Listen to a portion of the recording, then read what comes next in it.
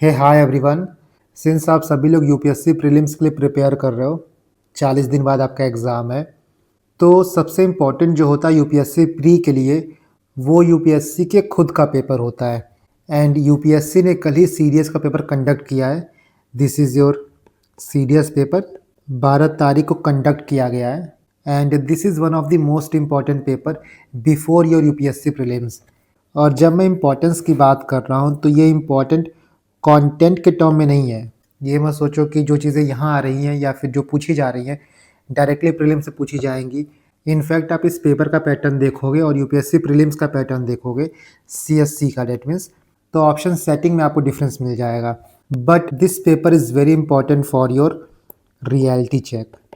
Reality check in terms of कि जो चीज़ें आपने पढ़ी हैं वो चीज़ आप कितने अच्छे से अप्लाई कर पा रहे हो। देखो, दो बातें हैं। You have to use this paper as your self assessment, right. खुद को असेस करने के लिए, खासकर एग्ज़ाम जब 40 दिन बाद है, उसको लेके आप अभी किस पोजीशन पे खड़े हो, वाटर टेस्ट करने के लिए ये पेपर बहुत सही है। एक और चीज़ है कि आप इस पेपर को डाउनलोड कर लेना। ये ओरिजिनल पेपर है बट मैंने इस पेपर को इस फॉर्म में कन्वर्ट कर दिया है।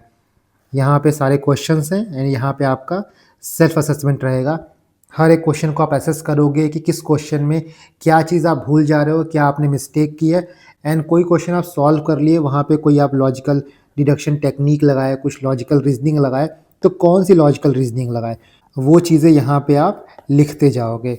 इससे फ़ायदा ये होगा कि जब आप सीएससी का पेपर लगाओगे तो आपका एक माइंडसेट डेवलप होगा कि क्वेश्चन को जब भी हम देखें तो किस तरीके से अप्रोच करें। इस पेपर में काफ़ी चीज़ें ऐसी हैं, काफ़ी क्वेश्चंस ऐसे हैं जो प्योरली स्टैटिक हैं। डैट मीन्स कि जो आपके स्टैंडर्ड बुक्स है, अगर उनको आपने अच्छे से पढ़ा है, चीज़ें आपको याद है, तो इन क्वेश्चंस को आप डायरेक्टली कर लोगे। स्पेशली हम बात करें तो ज्योग्राफी की। ज्योग्राफी में अगर आपने 11th-12th की बुक पढ़ी है तो जितने ज्योग्राफी के क्वेश्चन यहाँ पे आए हैं उनको आप आराम से टैकल कर लोगे। इनफैक्ट हिस्ट्री के भी काफ़ी क्वेश्चन हैं जो सिंपली एनसीईआरटी से हो जाते हैं। नाउ मैं आपको ये क्यों बता रहा हूँ, द रीज़न इज़ कि इस पेपर को लगाने का मोटिव आपका होना चाहिए कि आपको अपना कॉन्फिडेंस बूस्टअप करना है, सेल्फ असेसमेंट करना है, रिवर्स लर्निंग करना है। ना कि इस पेपर को लगाने के बाद एग्ज़ाम से जस्ट 35-40 दिन पहले आप डीमोटिवेट हो जाओ। ये बहुत इंपॉर्टेंट बात है, इसीलिए मैं इस चीज़ को हाईलाइट कर रहा हूँ, क्योंकि बहुत लोग हो सकता है कि पेपर को देखें, काफ़ी क्वेश्चन उनको ना आए तो वो तुरंत डीमोटिवेट हो जाएंगे। बट इस पेपर को लगाने का मोटिव आपका डीमोटिवेशन बिल्कुल भी नहीं है। मान लो आपके हिस्ट्री के क्वेश्चन गलत हो रहे हैं, आपके ज्योग्राफी के क्वेश्चन गलत हो रहे हैं, तो यही मौका है क्वेश्चन को गलत करने का। आपके पास 40 दिन है, आपको एक रियलिटी चेक मिलेगा कि ये सारे क्वेश्चंस मेरे स्टैंडर्ड बुक्स में हैं, फिर भी ये क्वेश्चन मेरे गलत हो रहे हैं। दैट मीन्स कि उन चीज़ों को अभी मुझे रिवाइज़ करना है, रादर देन जो आप बिल्कुल रैंडम टेस्ट सीरीज़ लगाते हो जिसका कोई मतलब नहीं है। टेस्ट सीरीज़ को लेके मैंने कई बार बताया है कि कोचिंग जब भी टेस्ट सीरीज़ सेट करते हैं तो उनके कुछ पैरामीटर्स होते हैं। ना वो यूपीएससी के लैंग्वेज को मिमिक कर सकते हैं, ना वो यूपीएससी के स्टैंडर्ड को मिमिक कर पाते हैं, ना वो यूपीएससी के पैटर्न को मिमिक कर पाते हैं। यूपीएससी जो पैटर्न 2026 में देगा, टेस्ट सीरीज़ उसी के बेसिस पे 2027 में बनेगा। टेस्ट सीरीज़ में जो क्वेश्चन फ्रेम किए जाते हैं, ना वहाँ पे आपके पास कोई स्कोप होता है कि आप पीवाईक्यूज़ को यूज़ कर पाओ। टेस्ट सीरीज़ आप सिर्फ इसलिए लगाते हो ताकि जो आपका स्टैटिक पार्ट है वो रिवाइज़ हो, जो आप सिली मिस्टेक्स कर रहे हो वो कम कर सको। And the last one is, कम से कम आपको एक बेयर मिनिमम मार्क्स लाना होता है टेस्ट सीरीज़ में भी। आप ये बिल्कुल नहीं सोच सकते हो कि टेस्ट सीरीज़ बहुत ज़्यादा ख़राब होता है, उनका स्टैंडर्ड यूपीएससी का नहीं होता है, तो आप वहाँ पे 10, 15, 20 मार्क्स लाओगे। जो चीज़ आपको पता है गलत हो रही है, जो चीज़ आपको पता है कि आप गलत किए हो, वो चीज़ आपको गलत नहीं करना है। और हमेशा आप जो भी यूपीएससी के पीवाईक्यूज़ हैं, जो भी यूपीएससी के पेपर्स हैं, उनको ज़्यादा प्रायोरिटी दोगे as compare to test series. So what you have to do now कि आप इस पेपर को डाउनलोड कर लेना एंड इस पेपर को पूरा सॉल्व करना। काफ़ी क्वेश्चन ऐसे हैं यहाँ पे जो आपके सीएससी के स्टैंडर्ड के नहीं है। फॉर एग्जांपल यहाँ पे जनरल साइंस बहुत ज़्यादा पूछी गई है। सीएससी में नॉर्मल जनरल साइंस के 1-2 क्वेश्चन आते हैं, उनका फोकस नॉर्मली अप्लाइड साइंसेस पे होता है, इमर्जिंग टेक्नोलॉजीज़ पे होता है। कुछ यहाँ कंप्यूटर्स के क्वेश्चंस भी हैं, तो वो क्वेश्चन बहुत ज़्यादा इंपॉर्टेंट नहीं है। जो करंट अफेयर के क्वेश्चंस हैं वो भी आपको मिक्स मिलेंगे, बट 3 सेक्शन है जो आपको अच्छे से करना है। The first one is geography का सेक्शन, उसके बाद हिस्ट्री का सेक्शन, उसके बाद आपका पॉलिटी हो गया। कुछ क्वेश्चंस इकोनॉमी के भी हैं। सो इन पोर्शंस को पहले तो आप अच्छे से अटेम्प्ट करना। पेपर की डिफ़िकल्टी लेवल की बात करो तो आई वुड से कि पेपर मीडियम डिफ़िकल्टी लेवल का है, मीडियम से ज़्यादा ही है आई वुड से। कुछ क्वेश्चंस ऐसे हैं जो आपको एग्जैक्टली पता होना चाहिए, तभी आप यहाँ पे सॉल्व कर पाओगे। खासकर काफ़ी कुछ मेमोरी पे बेस्ड है, right. Now the second point is कि जब भी आप क्वेश्चन को अटेम्प्ट करना, so try to apply your knowledge, try to apply your elementary knowledge, जिसकी हमने लास्ट क्लास में बात की थी। जैसे मैं आपको कुछ एग्जांपल देता हूँ, जहाँ पे नहीं लगेगा नॉलेज, जहाँ पे बिल्कुल ब्लैक एंड वाइट है, वहाँ पे तो आप कुछ नहीं कर सकते हो, वहाँ पे आपको पता होना चाहिए। फॉर एग्जांपल इस क्वेश्चन में देखो, तो यहाँ आपको पता होना चाहिए, और ये एक इम्पॉर्टेंट एरिया हो जाता है। लास्ट ईयर भी अर्थ के फॉर्मेशन से क्वेश्चन आया था, कॉन्टिनेंटल ड्रिफ्ट थियरी से पूछा जा चुका है, तो ये टॉपिक इम्पॉर्टेंट हो जाता है और ये आपको डायरेक्टली एनसीईआरटी में मिल जाएगा। यहाँ पे आई डोंट थिंक कि कोई लॉजिकल डिडक्शन टेक्निक लगेगा, ईदर यू नो इट और यू डोंट। उसी तरह आप इस क्वेश्चन को देखो, which one of the following statement regarding igneous rock is correct. सबसे पहले तो करेक्ट पे आप बॉक्स बनाओ कि आपको यहाँ पे करेक्ट पूछा गया है। कई बार इनकरेक्ट पूछता है तो वहाँ पे कन्फ्यूजन हो जाती है। तो 2-3 चीज़ें आपको ध्यान रखनी है कि जो चीज़ आप हमेशा गलत करते हो या फिर जो चीज़ आप सीखते हो, जो गलतियाँ आप चाहते हो कि आपसे बाद में ना हो, उसका प्रॉपर एक नोट बनाओ। जब भी आप चाहे पीवाईक्यू सॉल्व कर रहे हो या फिर टेस्ट सीरीज सॉल्व कर रहे हो, आपके पास प्रॉपर एक A4 शीट होना चाहिए। ये गलतियाँ जो हैं मुझे नेक्स्ट मॉक में नहीं करनी है, या फिर ये गलतियाँ मैं बार बार रिपीट कर रहा हूँ। तो एग्ज़ाम से या फिर टेस्ट के एक दिन पहले अगर वो आप पढ़ लोगे तो डेलिबरेटली आप एग्ज़ाम में वो गलती नहीं करोगे। ऐसा एक A4 शीट मेंटेन करना बहुत इंपॉर्टेंट है अगर आप एग्ज़ाम में बहुत ज़्यादा सिली मिस्टेक्स करते हो, ठीक है। तो चलो हम इस क्वेश्चन को थोड़ा सा देखते हैं किस तरीके से आप अप्रोच कर सकते हो, जो आपको थोड़ा बहुत एलिमेंट्री नॉलेज है। यहाँ देखो लास्ट डी ऑप्शन बोल रहा है, extrusive igneous rock often undergoes lithification. Now rock cycle का बेसिक भी आपने पढ़ा होगा, तो आपको पता होगा कि लिथिफिकेशन जो है उसको आप सेडिमेंट्री रॉक से एसोसिएट करते हो, ना कि इग्नियस रॉक से। ना यहाँ मैं आपको एग्जैक्ट आंसर नहीं बता रहा हूँ, मैं बता रहा हूँ आप किस तरीके से क्वेश्चन को अप्रोच कर सकते हो। अगर 4-5 स्टेटमेंट दिया गया है तो हम कौन कौन से कीवर्ड को ध्यान रखें, कौन कौन से कीवर्ड में यूपीएससी ट्विक कर सकता है। उसी तरह जैसे आप पहला ऑप्शन देखो, when magma cools deep in the earth interior it result in the formation of fine grand igneous rock. Question देखो इग्नियस रॉक के बारे में ही है, तो यहाँ पे क्या गलती कर सकता है या फिर क्या चेंज किया जा सकता है। पहली 2 लाइन तो बहुत नॉर्मल है, चेंज हो सकता है तो यहाँ पे हो सकता है fine grand igneous rock, right. या तो फाइन ग्रेन्ड होगा, या तो कोर्स ग्रेन्ड होगा, या फिर यहाँ पे इग्नियस रॉक होगा, या फिर कोई और रॉक होगा। तो ऐसे कुछ चीज़ें जो हैं जहाँ पे यूपीएससी एग्जामिनर चेंज कर सकता है क्वेश्चन को। उसी तरह मान लो सेकंड स्टेटमेंट दे रहा है, basalt is a type of intrusive igneous rock. Now आपको पता है थोड़ा बहुत भी कि जब हम डेक्कन ट्रैप की बात करते हैं तो बसाल्ट लावा से बना है, राइट। तो बसाल्ट के साथ आपका लावा एसोसिएटेड है। 2 टर्म होता है, एक होता है आपका मैग्मा, एक होता है आपका लावा। मैग्मा जो होता है वो इंटीरियर होता है, लावा जो होता है वो एक्सटीरियर होता है। इंटीरियर डेट मीन्स कि ये इंट्रूसिव होता है, एक्सटीरियर डेट मीन्स कि ये एक्सट्रूसिव होता है। डेट मीन्स कि जब हम बसाल्ट की बात करते हैं तो बसाल्ट आपका इंट्रूसिव नहीं होगा, या आपका एक्सट्रूसिव होगा, क्योंकि बसाल्ट से हम बसाल्ट लावा जानते हैं। तो मान लो आपका ये भी गलत हो जा रहा है। अब या तो ए सही होगा या तो सी सही होगा। सी में देखो बहुत ही कॉशियसली इसने यूज़ किया है मोस्ट ऑफ द मिनरल्स। यहाँ पे बहुत ही डायरेक्ट नहीं बोल रहा है कि ऑल ऑफ द मिनरल्स, यहाँ पे मोस्ट ऑफ द मिनरल्स बोल रहा है। मोस्टली हो गया, सम हो गया, तो यहाँ पे एक रेंज की बात कर रहा है, यहाँ पे प्रोबेबिलिटी की बात कर रहा है कि मोस्ट ऑफ दिस टाइप के रॉक होते हैं, बट कुछ अगर और मिलते हैं तो वो मिल सकते हैं, बट मोस्टली ये रॉक मिलते हैं। मोस्ट ऑफ द मिनरल्स जो होते हैं वो इस पर्टिकुलर टाइप के होते हैं। तो इस तरीके से आप जब भी कोई क्वेश्चन सॉल्व करोगे थोड़ा ब्रेनस्टॉर्म करना, राइट। बिल्कुल छोड़ मत देना, खासकर ऐसे क्वेश्चन जो आपको थोड़े जर्नलिस्टिक लगे। जो बहुत ही ब्लैक एंड वाइट है, जहाँ पे सिर्फ फैक्ट पूछा है, वहाँ तो आपको पता होगा या तो नहीं पता होगा। फॉर एग्जांपल जैसे आप इस क्वेश्चन में देखो तो यहाँ पे डायरेक्टली कीवर्ड पूछ लिया है, ऑर्थो मेटामॉर्फिक रॉक के बारे में पूछा है, यहाँ पे डायनेमिक मेटामॉर्फिज्म के बारे में पूछा है। तो डेफिनेशन आपको याद होगा तो पता है, अगर नहीं याद है तो यहाँ पे हो सकता है कुछ चेंज हुआ। बट जहाँ पे आपके पास अपॉर्चुनिटी रहता है, कुछ क्वेश्चंस दिए रहते हैं, स्टेटमेंट दिए रहते हैं, जहाँ पे आपको कोई हिंट मिल जाए, जहाँ पे आपको कोई स्कोप मिल जाए क्वेश्चन को डिसाइफर करने का, तो उसको आप करना। जैसे आप इसी क्वेश्चन को देखो, यहाँ पे वॉल्केनिक लावा के बारे में पूछ रहा है। पहला बोल रहा है during volcanic eruption acid lava cones are found by highly viscous lavas. दूसरा बोल रहा है viscous lava are high mobility and can travel for long distance. Acid lava result in the formation of high cones with steep slope. Composite cones are the highest volcanic cones. तो यहाँ पे 4 statement दिया गया है। Statement 3, 4 जो है वो काफ़ी फैक्चुअल है। एसिड लावा के बारे में पता होना चाहिए आपको कंपोजिट कोन के बारे में पता होना चाहिए। बट वहीं पे हम स्टेटमेंट 2 को देखें, स्टेटमेंट 2 आपका जनरल स्टेटमेंट है। यहाँ पे सिर्फ विस्कस लावा के बारे में बात कर रहा है। विस्कस में लावा जो भी हो, बट हमको पता है कि विस्कस क्या होता है, विस्कोसिटी क्या होता है।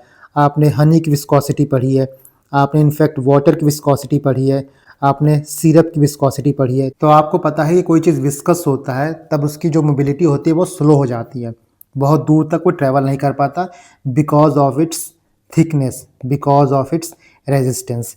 तो आपका दूसरा स्टेटमेंट जो है वो बिल्कुल गलत हो जाएगा। दूसरा गलत हो जाएगा तो आपका सी जो है वो सही हो जाएगा। ये गलत हो गया, ये गलत हो गया, ये गलत हो गया, राइट। इसमें हमको कुछ नहीं पता था, बट एक बेसिक नॉलेज थी, एक बेसिक अंडरस्टैंडिंग थी, कॉमन सेंस था डेट कोई चीज़ विस्कस होता है तो बहुत दूर तक वो फ्लो नहीं कर सकता। हम एक लाइन हमेशा पढ़ते हैं कि honey is more viscous than water. इसी तरह आप एक क्वेश्चन और देखो, जैसे आप क्वेश्चन नंबर 11 देखो, यहाँ बोल रहा है ब्लैक सॉइल के बारे में। ये भी इंपॉर्टेंट हो जाता है, आपके एनसीईआरटी में डायरेक्टली ये दिया है। पहला बोला है black soil cover most of the Deccan plateau. दूसरा बोला है कि black soil also known as regur, they are generally clayey, deep and impermeable. And तीसरा बोला है since they are impermeable, rain fed crop do not grow well in black soil. ना यहाँ पे अगर आपको यही पता है कि ब्लैक सॉइल में किस टाइप के क्रॉप ग्रो होते हैं, तुरंत आपको पता चल जाएगा कि कौन सा ऑप्शन सही है और कौन सा ऑप्शन सही नहीं है। पहली चीज़ तो ये है कि आपको पता होना चाहिए कि कौन सा क्रॉप ब्लैक सॉइल में ग्रो करता है। जैसे फॉर एग्जांपल कॉटन जो है वो रेनफेड क्रॉप है, और हमको पता है कॉटन जो है वो ब्लैक सॉइल में ग्रो करता है। डैट मीन्स कि आपका तीसरा स्टेटमेंट तो गलत हो जाएगा। तीसरा गया तो ये गया, ये गया। डेक्कन प्लेट्यू में वी नो कि ब्लैक सॉइल होता है, तो पहला आपका सही हो जाएगा। 1 and 2 आर करेक्ट। दूसरी चीज़ ये, यहाँ पे थोड़ा सा आप कॉमन सेंस लगाओ। यहाँ पे पहला स्टेटमेंट बोल रहा है डेट जो रेगुलर सॉइल होता है लाइक क्लेई होता है वो, और इम्परमिएबल होता है। क्लेई मतलब क्या होता है? क्ले आपने देखा है, क्ले इम्परमिएबल होता है। डैट मीन्स कि वो मॉइस्चर होल्ड करता है। अगर कोई सॉइल मॉइस्चर होल्ड करेगा तो वो रेनफेड क्रॉप के लिए अच्छा ही होगा ना। डैट मीन्स कि दूसरे तीसरे को अगर आप साथ में ले जाओगे तो आपका तीसरा भी गलत हो जाएगा। इस तरीके से भी थोड़ा नॉलेज लगा के, थोड़ा बेसिक सेंस लगा के, जो आपने पढ़ा है आप सिर्फ उस पर यकीन करके भी क्वेश्चन सॉल्व कर सकते हो। ज़रूरी नहीं है कि आपको हर एक फैक्ट याद होना चाहिए। इनफैक्ट हर एक फैक्ट आपको एग्ज़ाम में याद भी नहीं आएगा। मान लो इसी क्वेश्चन को आप गलत कर देते हो तो आप क्या करोगे? जो आपका ये सेल्फ असेसमेंट चार्ट है, यहाँ कम से कम आप एक लाइन मेंशन करोगे कि आपने गलती क्या की। उसी तरह जैसे आप इस क्वेश्चन को देखो, यहाँ पे टाइप ऑफ टाइड्स पूछा है, यहाँ पे कैरेक्टरिस्टिक्स पूछा है। और यहाँ पे 4 टाइप के टाइड्स हैं, spring tide, neap tide, apogean tide and equinoctial spring tide. Now जब आप टाइड पढ़ते हो, टाइड्स में 2 बहुत इंपॉर्टेंट टाइड जो हमको याद रहता है वो है स्प्रिंग टाइड एंड नीप टाइड्स। इसके बाद अपोजियन टाइड भी होता है, इक्विनॉक्टियल टाइड भी होता है, बट जनरली हमको ये 2 टाइड ही याद रहता है। एंड हमको ये पता है एग्जैक्टली, आपको नहीं भी याद है तो ये पता रहता है, एक जो है वो लो टाइड होता है, एक जो है वो हाई टाइड होता है। तो यहाँ पे जब भी मैच द कॉलम आया है, एक आपका स्प्रिंग टाइड है, एक नीप टाइड है। एंड ऑप्शंस में दूसरे लिस्ट 2 में देखोगे, एक जगह लो टाइड की बात कर रहा है, एक जगह हाई टाइड की बात कर रहा है। डैट मीन्स कि ए का या तो 1 हो सकता है या तो 4 हो सकता है, उसी तरह बी का या तो 1 हो सकता है या तो 4 हो सकता है। ये ऑप्शन आपको कहाँ मिलेगा? डी में मिलेगा। अगर हम ए का 4 रखते हैं तो बी का, ए का हम 4 रखते हैं तो बी का ऑटोमेटिकली 1 हो जाएगा, इसीलिए आपका डी सही हो जाएगा। मुझे नहीं पता था कि अपोजियन टाइड क्या होता है, मुझे नहीं पता था कि इक्विनॉक्टियल टाइड क्या होता है। बस इतना पता था कि एक हाई टाइड होता है, लो टाइड होता है। हाई टाइड या लो टाइड में हम स्प्रिंग कहते हैं, हाई टाइड या लो टाइड उसमें से किसी को हम नीप टाइड कहते हैं। That's it. उसके बेसिस पे ऐसे क्वेश्चंस को भी आप सॉल्व कर सकते हो। नाउ देखो ये इजी क्वेश्चंस है, सीएससी में ऐसे आपको मैच द कॉलम नहीं आते। वहाँ पे पहली बात तो 3 कॉलम बना देता है, उसके बाद ओनली 1, ओनली 2, ओनली 3 करके ऑप्शन आता है। इतना डायरेक्ट नहीं पूछा जाता, बट फिर भी जो चीज़ें मैं आपको बताने की कोशिश कर रहा हूँ, जो हम मेटा एनालिसिस की बात करते हैं, जो हम एक्सरसाइज की बात करते हैं, किस तरीके से आपको अपना एप्टीट्यूड डेवलप करना है, अपना एक्यूमेंट डेवलप करना है, तो वो आप किसी पेपर पे भी कर सकते हो, किसी क्वेश्चन में भी कर सकते हो। एंड उसको अप्लाई करने के लिए यूपीएससी के पेपर से बेटर क्या ही हो सकता है। इसको पढ़ने के बाद एक बार आप देख लेना कि अपोजियन टाइड क्या होता है, इक्विनॉक्टियल टाइड क्या होता है। ठीक है, एक क्वेश्चन आप और देखो, जब हम डिटेल्स की बात करते हैं, खासकर जब कोई स्टेटमेंट आता है वहाँ पे जो भी कुछ कीवर्ड होता है उसकी बात हम करते हैं, तब हमको उन कीवर्ड्स पे फोकस करना होता है कोई भी स्टेटमेंट पढ़ते वक्त, कोई भी क्वेश्चन पढ़ते वक्त। जैसे आप इस क्वेश्चन को देखो, which of the following statement about smart village project launched by CSIR are correct. पहला बोल रहा है this is a pilot project which focuses on the integrated village development. कोई भी यहाँ पे गलती नहीं लग रही है, बहुत ही स्ट्रेट फॉरवर्ड है। स्मार्ट विलेज की यहाँ बात कर रहा है, इंटीग्रेटेड विलेज डेवलपमेंट की बात कर रहा है। बहुत ही जर्नलिस्टिक स्टेटमेंट है, बिल्कुल सही होने के चांसेस हैं। सेकंड देखो, the distinctive aspect of this project is that CSIR is following the guiding principle of land to lab in improving the condition of villages through indigenous technologies. Now I want कि आप video pause करके सोचना कि इसका answer क्या हो सकता है। आई गेस कि आपने एक बार अटेम्प्ट किया होगा, सोचा होगा। पहला तो हमने बताया कि पहला सही हो सकता है, यहाँ पे कुछ गलत होने के चांसेस नहीं है। सेकंड स्टेटमेंट देखो, सेकंड स्टेटमेंट इतना बड़ा लिखा है, 1 2 3 4 5 लाइन में लिखा है। 5 लाइन में डेट मीन्स कि कहीं ना कहीं से डायरेक्टली स्टेटमेंट को उठाया ही गया है। ना जब हम डिटेल में जाते हैं, जब यहाँ प्रिंसिपल की बात करते हैं, तो यहाँ प्रिंसिपल क्या बोल रहा है, लैंड टू लैब की। अब बताओ आपकी ये प्रोजेक्ट जो है वो CSIR का है, तो CSIR लैंड टू लैब जाएगा या फिर लैब से लैंड जाएगा। ऑब्वियस सी बात है कि लैब से लैंड जाएगा, ना कि लैंड से लैब जाएगा। तो यहाँ पे सब कुछ सही है, बस यहाँ पे कीवर्ड को चेंज कर दिया है, तो आपका सेकंड जो है गलत हो जाएगा, आपका ओनली 1 होगा। ये क्वेश्चन हो सकता है बहुत लोग का गलत हो जाए, क्योंकि इतना माइन्यूट डिटेल हम देखते ही नहीं है। बट ये क्वेश्चन एग्जाम्पल है कि आपको लाइन टू लाइन चीज़ें पढ़नी होती हैं। जहाँ पे थोड़ा सा भी लगे कि इस कीवर्ड पे एक्स्ट्रा फोकस कर रहा है, तो देखो कि वो सही हो सकता है कि गलत हो सकता है। यहाँ पे सेकंड स्टेटमेंट बहुत ही डिस्क्रिप्टिव था, बहुत ही बड़ा था। नॉर्मली दिमाग से चले हम नॉर्मली देखें तो ये सही हो सकता था, क्योंकि जब स्टेटमेंट यूपीएससी कहीं से उठाता है तो एज इट इज़ दे देता है। लेकिन जब स्टेटमेंट में कुछ चीज़ चेंज करना होता है तो हमेशा क्रूशियल चीज़ें चेंज होता है। इस पूरे स्टेटमेंट में सिर्फ यही एक लाइन क्रूशियल थी जिसको यूपीएससी ने चेंज कर दिया था। यह आपका लैब टू लैंड होगा, ना कि लैंड टू लैब होगा। उसी तरह आप इस क्वेश्चन को देखो, क्वेश्चन नंबर 23। यहाँ पे गवर्नमेंट की स्कीम प्रोग्राम के बारे में बात कर रहा है। पहला देखो, स्ट्रे की बात कर रहा है, skill training of rural youths is a programme meant for improving skill of rural youth in different thematic areas of agriculture. Might भी पॉसिबल हो सकता है। दूसरा, Deen Dayal Antyodaya Yojana national rural livelihood mission focuses on creating income generation opportunity for SSG women, हो सकता है, we don't no.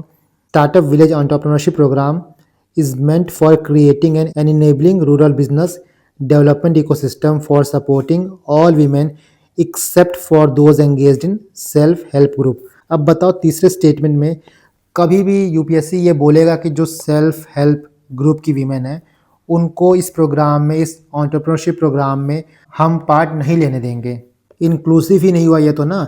हमेशा government यहाँ पे सेल्फ हेल्प ग्रुप को प्रमोट करने की बात कर रही है और यहाँ पे बोल रही है कि हम सेल्फ हेल्प ग्रुप को एंगेज ही नहीं होने देंगे। सो ये बहुत ही एब्जर्ड स्टेटमेंट है, एंड एनी गिवन डे ऐसे स्टेटमेंट को आप गलत ही बोलोगे। यहाँ पे एम्पावरमेंट प्रमोट नहीं हो रहा है। हमने हमेशा बोला है कि जहाँ पे एम्पावरमेंट प्रमोट होगा, जहाँ पे डिसेंट्रलाइजेशन प्रमोट होगा, जो स्टेटमेंट ग्रास रूट पे चेंजेस की बात करेगा वो स्टेटमेंट नॉर्मली सही होता है। सो आपका तीसरा गलत हो जाएगा। तीसरा गया तो ये गया, ये गया, ये गया, आपका 1 और 2 सही हो जाएगा। नाउ इस टाइप के स्टेटमेंट भी आपको यूपीएससी में पूछे जा सकते हैं, चाहे पूछा जाए या ना पूछा जाए, बट ये एक्यूमेंट, ये माइंडसेट आपको डेवलप करना पड़ेगा जब भी आप क्वेश्चन को देखो, राइट। सो इस तरीके से आप इस पेपर को सॉल्व करना, एंड काफ़ी क्वेश्चन ऐसे हो सकते हैं जो आपको ना आए, और वो सारे क्वेश्चन आपको रिवर्स लर्निंग करने का मौका देंगे। अभी क्वेश्चन गलत कर रहे हो, अभी नहीं आ रहा है, बहुत टाइम है रिवाइज करने का, रादर देन कि आप एग्ज़ाम में जाके वो गलती करो। बहुत अच्छा पेपर है, एक बार आप इसको आराम से देख लेना, और पेपर सॉल्व करते वक्त जैसे मैंने कुछ क्वेश्चंस का एग्जांपल दिया है उस तरीके से दिमाग लगाना, एक्टिवली पेपर को सॉल्व करना, ना कि सिर्फ ऊपर ऊपर से देखना कि ये सही है, ये सही है। हर एक क्वेश्चन में जहाँ पे आपको लगता है कि थोड़ा सा आप चीज़ों को सोच सकते हो, डॉट्स को कनेक्ट कर सकते हो, उससे आंसर निकाल सकते हो, जो आपकी एलिमेंट्री नॉलेज है उसको अप्लाई कर सकते हो, तो उसको अप्लाई करना। कई बार क्या होता है कि आपकी जो नॉलेज होती है, जो आपने पढ़ा होता है, वो अप्लाई नहीं होता, तो उसको भी यहाँ पे लिखना कि मैंने ये सोचा बट आंसर ये हो गया। इससे आपको दोनों रियलिटी चेक मिलेगा। नॉर्मली हम क्या करते हैं कि जो हमारा सही हो जाता है क्वेश्चन, सिर्फ हम उस पर फोकस करते हैं, but at the same time आपको वहाँ पे भी फोकस करना पड़ेगा जहाँ पे आपका नॉलेज फेल हो रहा है, जहाँ पे आपका जो कॉमन सेंस है वो थोड़ा फेल हो रहा है। और ये पेपर आपको ज़्यादा आउटपुट देगा एज़ कम्पेयर टू जो आप कोई भी टेस्ट सीरीज़ लगाते हो जहाँ पे आप 5-6 घंटा देते हो। इसी पेपर को आप 3 घंटा दे दोगे, 2.5 घंटा दे दोगे, तो यहाँ से आप ज़्यादा लर्निंग ले सकते हो। इनफैक्ट ऐसा भी हो सकता है कि डायरेक्टली इनडायरेक्टली एक आधा क्वेश्चन आपके CSC प्री में भी आ जाए। तो आप इस PDF को डाउनलोड कर लेना, इस PDF को मैं टेलीग्राम पे डाल दूंगा एंड अपना असेसमेंट करना। अभी काफ़ी टाइम है कि आप चीज़ों को सुधार सकते हो, चीज़ों को लाइन पे ला सकते हो। ठीक है, चलो ऑल द बेस्ट।